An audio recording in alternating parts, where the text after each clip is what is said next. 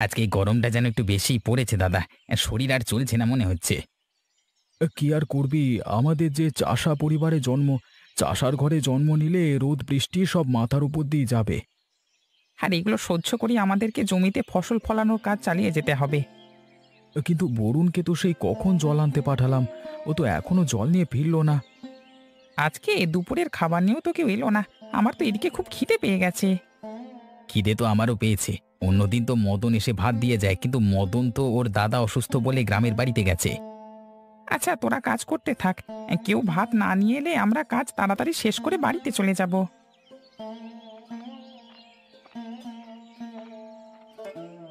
দাদা, তোমাদের জন্য তো জল নিয়ে এলাম, খাবে এসো। জল তো নিয়ে এলি, কিন্তু ভাত তো কেউ নিয়ে এলো না রে এখনো।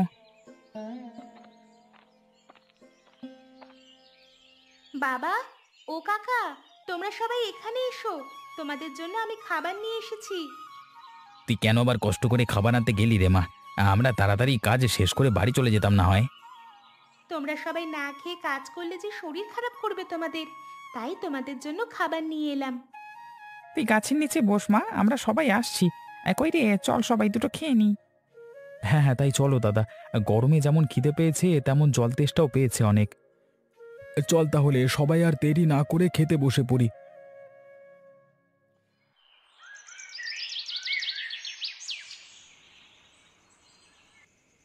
কি গো গিন্নি, রাতে খাবার খাবে না নাকি?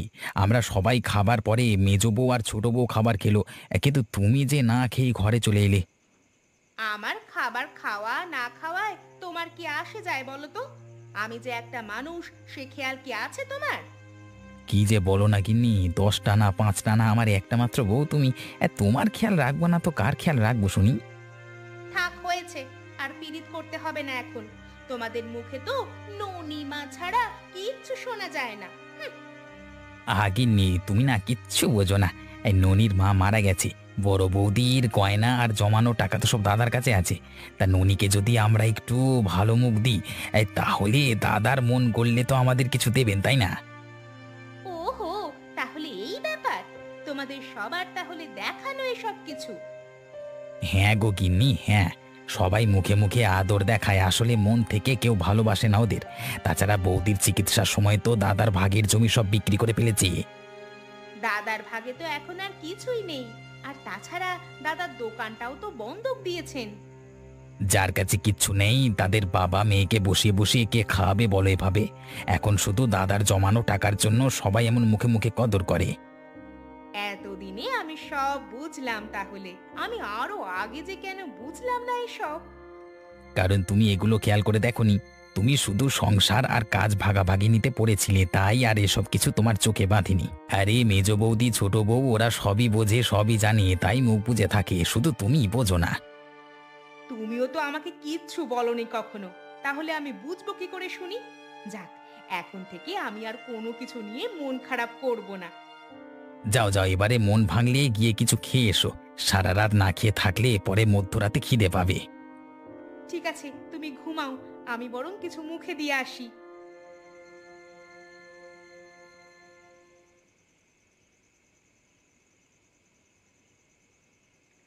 কই গো গিন্নি, আমার জন্য ভালো করে একটা পান বানাও তো দেখি। রাতে ভাত খাবার পরে এখন মুখে একটা পান না দিলে ভালো লাগে না। পান খেতে হয় তো নিজে বানিয়ে খাও না।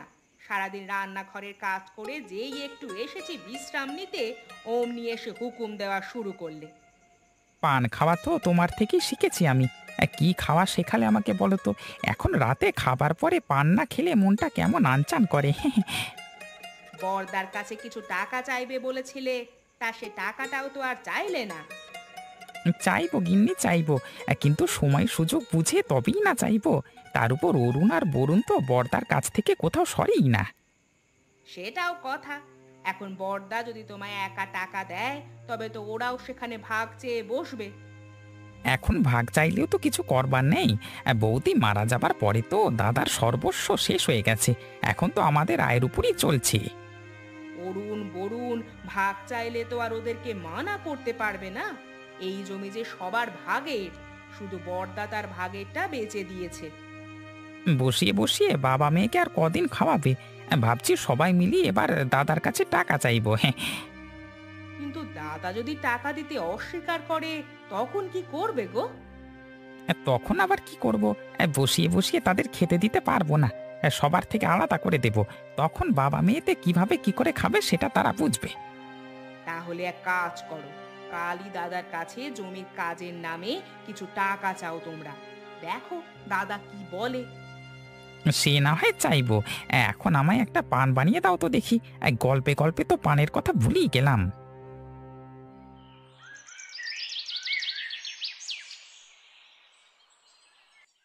কি ব্যাপার ননিমা, তোর বাবা কোথায়? বর্দা যে এখনো খেতে এলো না। বাবা তো ঘুমিয়েছিল, আমি একটু আগেই গিয়ে ডেকে দিয়ে এসেছি। হাত মুখ ধুয়ে আসছে বাবা। মাঠের জমির জন্য কিছু বীজ ধান কিনতে হবে। তোর বাবা যদি আমাদেরকে কিছু টাকা দিয়ে সাহায্য করতো তবে আমাদের খুব ভালো হতো রে মা।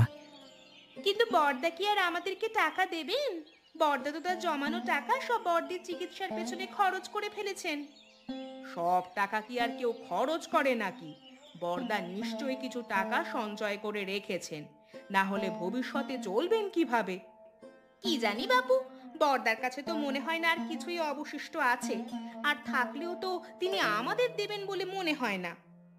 এমন করে বলছো কেন সেজমা? আমরা তো আর তোমাদের পর নই, তাই না? বাবার কাছে থাকলে অবশ্যই বাবা দেবে। আমাদের তো মনে হয় দাদার কাছে অবশ্যই কিছু টাকা আছে।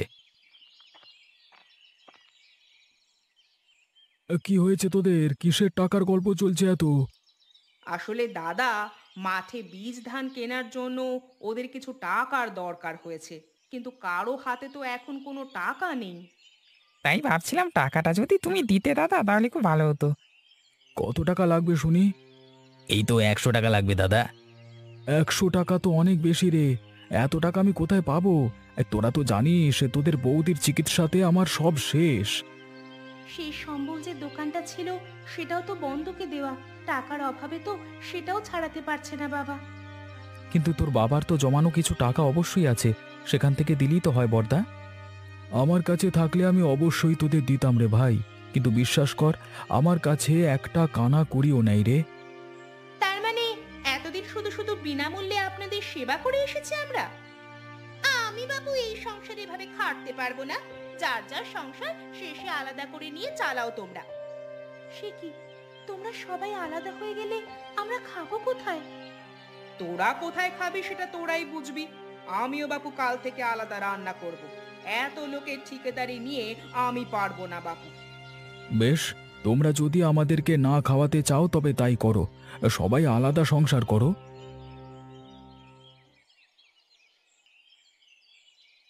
কি রে নবাবের বেটি, তুই সেই কখন থেকে বটি নিয়ে মাছ কাটতে বসেছিস? বলি, বাড়িতে তো আরো 3টে সংসার আছে নাকি? তারা কি মাছ কাটবে না নাকি? এই তো ছোট মা, আমার প্রায় হয়ে গেছে। আমি তো আগে কখনো মাছ কাটিনি, তাই আমার একটু দেরি হচ্ছে। তোর দেরি হলে তো হবে না ননি। সংসারে তো আরো 3টা হাঁড়ি চড়বে উনুনে, সেটা কি খেয়াল আছে তোর? আমি এক্ষুনি মাছ কাটা শেষ করে বটি দিয়ে দিচ্ছি সেজমা। আসলে সকালে আমি রান্না করতে পারিনি, তাই বাবারও আর খাওয়া হয়নি কিছু। তোদের খাওয়া না হলে আমরা কি করব শুনি? তাড়াতাড়ি কাজ শেষ কর দেখি।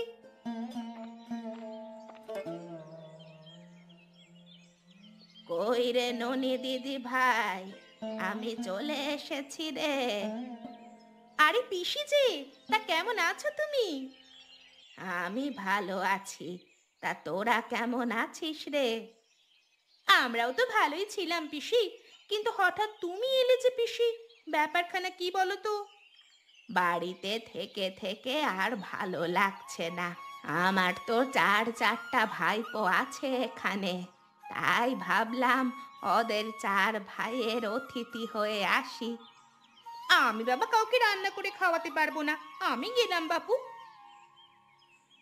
আমারও শরীরটা খুব বেশি ভালো নেই, আজকে রান্না করব না। তুমি এখানে থাকবে কি করে গো পিসি? যাই বাবা, আমিও ঘরে যাই। তুমি আমার সাথে এসো দিদা, আমি তোমাকে যেমন পারি তেমনই রান্না করে খাওয়াবো। তাই চল দিদি ভাই।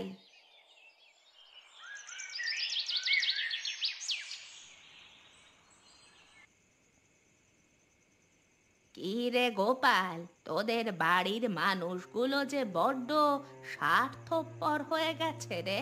আমি হলাম গিয়ে তোদের চার ভাইয়ের একটা মাত্র পিসি, অথচ আমাকে কেউ বাড়িতে একবেলা খাবার দিতে চাইলো না।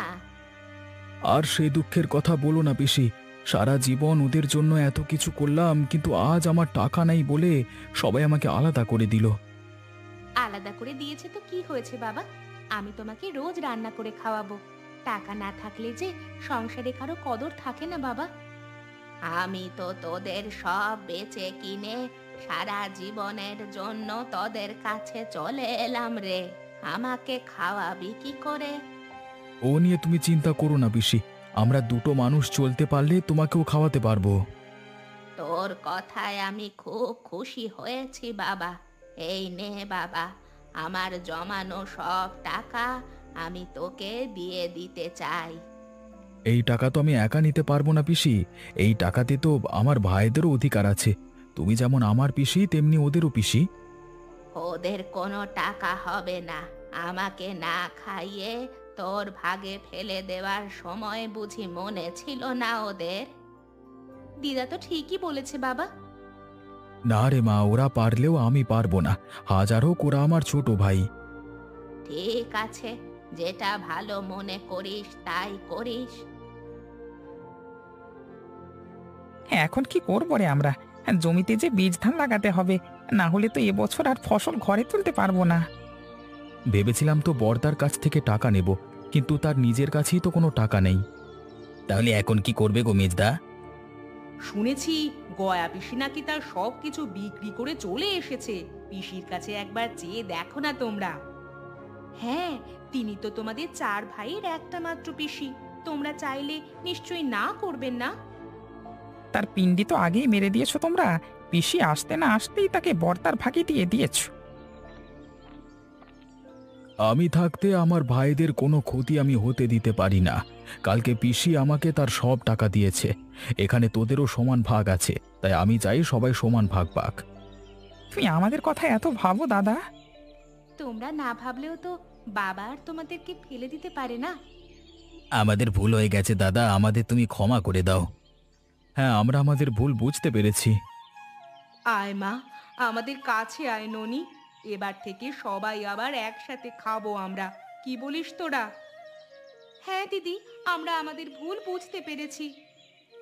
সবাই একসাথে খাবি? তাহলে আমাকে কি করবি এখন শুনি? আরে তুমি তো আমাদের সবার পিসি, তুমিও এখন থেকে আমাদের সাথেই থাকবে। তুমি হলে গিয়ে আমাদের চার ভাইয়ের এক অতিথি।